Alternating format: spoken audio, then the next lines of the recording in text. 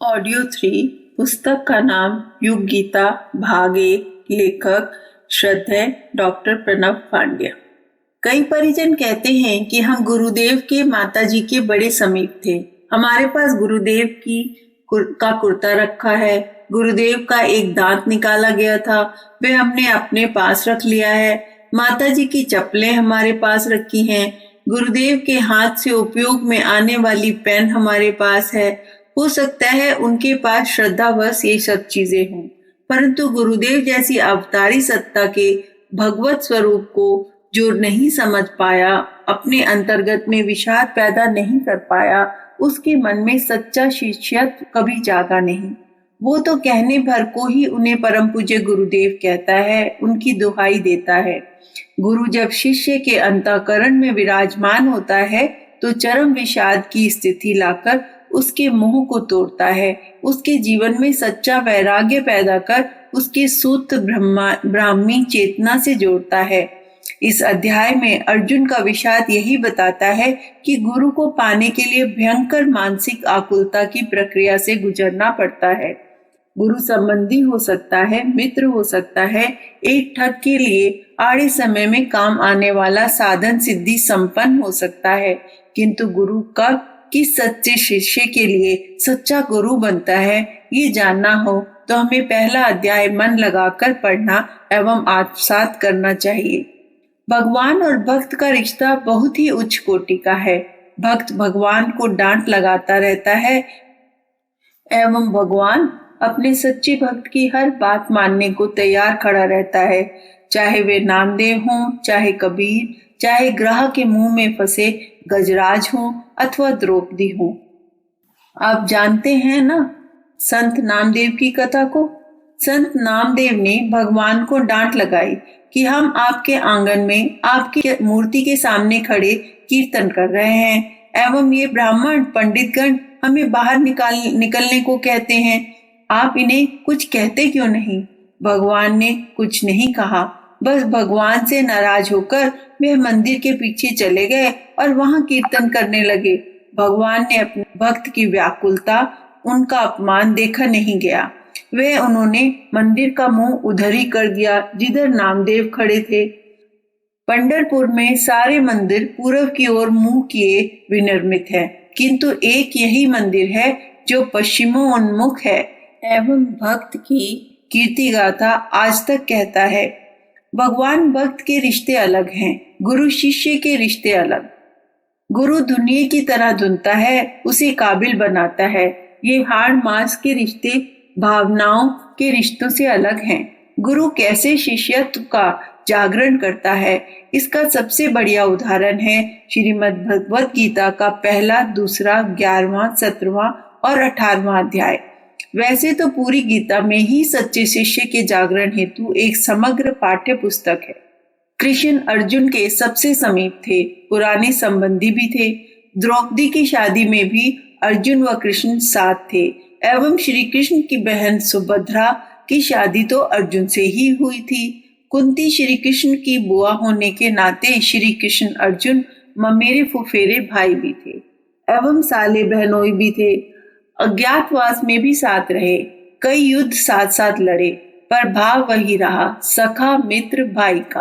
गुरु भाव अभी तक पैदा नहीं हुआ था, जिसे गीता काव्य के रचयिता महर्षि व्यास ने अर्जुन के मन में विषाद पैदा करके जगाने का प्रयास किया है।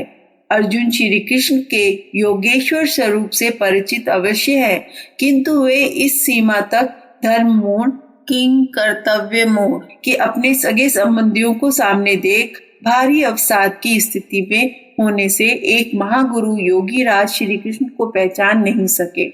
प्राय ऐसी स्थिति में हम प्रज्ञा परिजनों की भी हो रही है। हम भी अपने आराध्य गुरुदेव को जानते हैं, किंतु मानते नहीं। उनकी मनोकामना पूरी करने वाले हमारे अनन्य, हमारे अभिभावक आदि रूपों में ढेरों स्मृतियां हमारे मस्तक पटल पर हैं, किंतु हम ये स्वीकार करने को तैयार ही नहीं होते कि ये ही योगेश्वर हैं, प्रज्ञा अवतार की सत्ता है, महादेव शिव है, उस पर ब्रह्म की शक्ति के प्रतिनिधि हैं, जिन्हें गोविंद से भी बढ़कर सम्मान शास्त्रों ने दिया है। अर्जुन व हमारी स्थिति भिन्न नहीं है।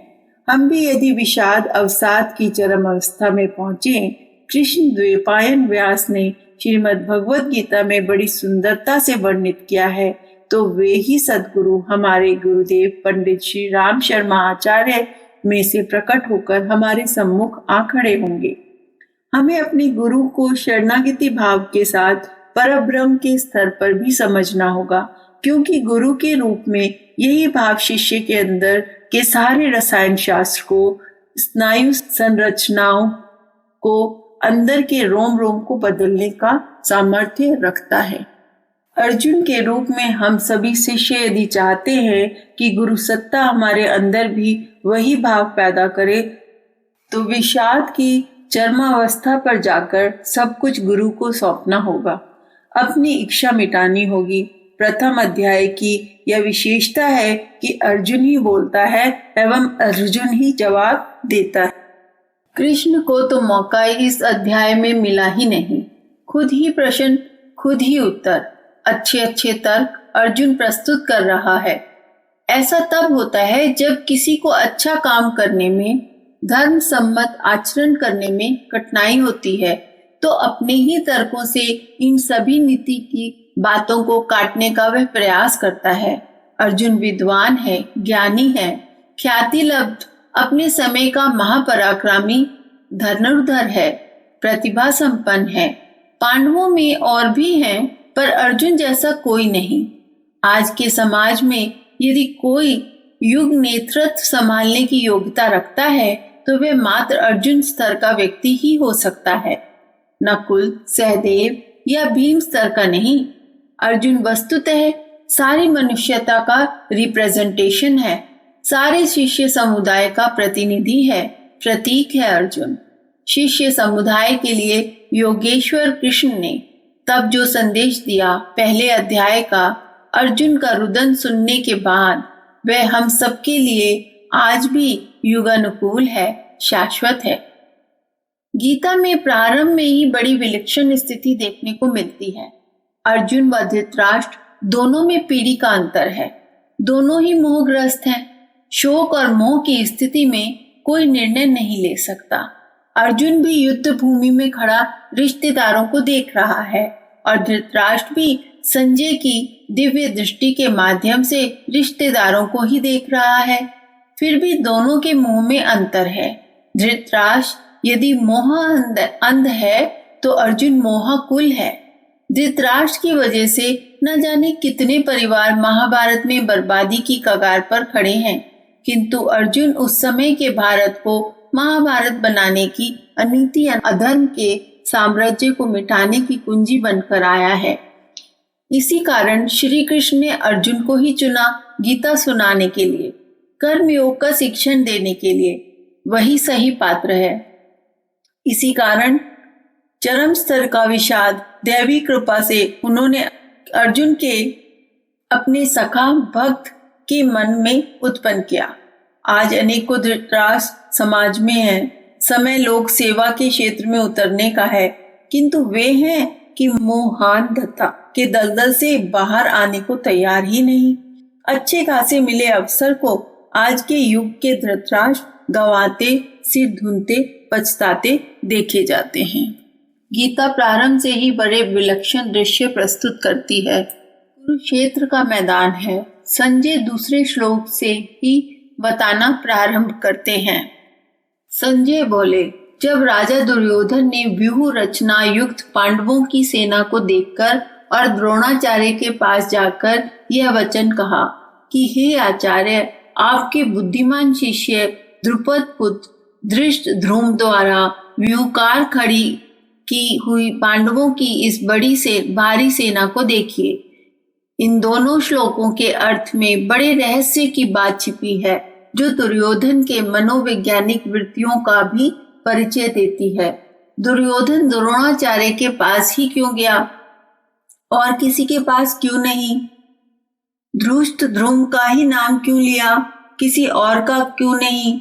यह इसलिए कि धृष्टद्युम्न का जन्म ही द्रोणाचार्य के वध के लिए हुआ था, इसलिए उनके पास जाकर उसका नाम लिया, ताकि उनके मन में आक्रोश, विद्वेष ज्वाला भड़क उठ जाए और पांडवों पुत्र की सेना में सेनापति से धृष्टद्युम्न, जो द्रुपद के पुत्र हैं, द्रुपद से भारी दुश्मनी थी द्रोणाचार्य की, इसलिए उसने द्रुपद पुत्र का नाम जानबूझकर लिया।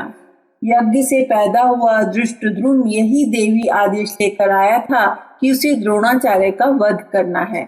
दुर्योधन जानता था कि यदि उसने प्रारंभ में ही अपने सेनापति आचार्य द्रोण के मन में आक्रोश भर दिया तो वह पूरे शौर्य के साथ लड़ सकेंगे।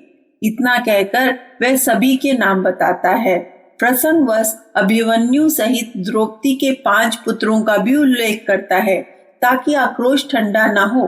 फिर अपने बारे में यह भी बताता है कि अपनी सेना में कौन कौन महावीर है और तथा साथ ही साथ 10वें श्लोक में निर्णय भी स्वयं कर देता है कि कौन जीतेगा। वह कहता है, भीष्म पितामह द्वारा रक्षित हमारी सेना वह सेना सब प्रकार से अजय है और भीम द्वारा रक्षित इन लोगों की यह सेना जीतने में सुगम है। दुर्योधन की दृष्टि में मात्र भीम ही रक्षक है। वह इतना गर्वोन्मत्त है कि उसे अपनी 11 अक्षोणियों सेना अजय नजर आ रही है एवं भीम जो उसका चिर प्रतिद्वंदी है वह हारा हुआ नजर आ रहा है। यह अति आत्मविश्वास एवं दुर्बुद्धि उसके पतन का कारण बनता है। संभवतः ये भी नहीं, प्रमुख पास श्री कृष्ण की उपेक्षा उसके विनाश का कारण बनती है। दुर्योधन के मन में द्वेष का बीज है, इसलिए उसे गदाधारी भीम ही चारों ओर दिखाई देता है। भगवान श्री कृष्ण उसे ग्वाले ही नजर आते हैं, मात्र सारथी हैं वे अर्जुन के। एक सामान्य व्यक्ति हैं जिनका वह पहले भी अपमान कर मुंह की खा चुका है। यदि दुर्योधन का मूल्यांकन सही होता कि कौन क्या है तो 10वें श्लोक में यह कहकर वह गलती नहीं करता, शायद युद्ध ईमानदारी से लड़ता। ईमानदारी से नहीं लड़ा इसीलिए मारा गया। महाभारत का यह गीता प्रकरण हम सबके लिए इसलिए पढ़ने समझने योग्य है कि हमारे चिंतन को विकसित करने की दृष्टि हमें प्रदान करता है। हमें जीवन सम्राग में नीति के पथ पर चलने हेतु समग्र शिक्षण देता है।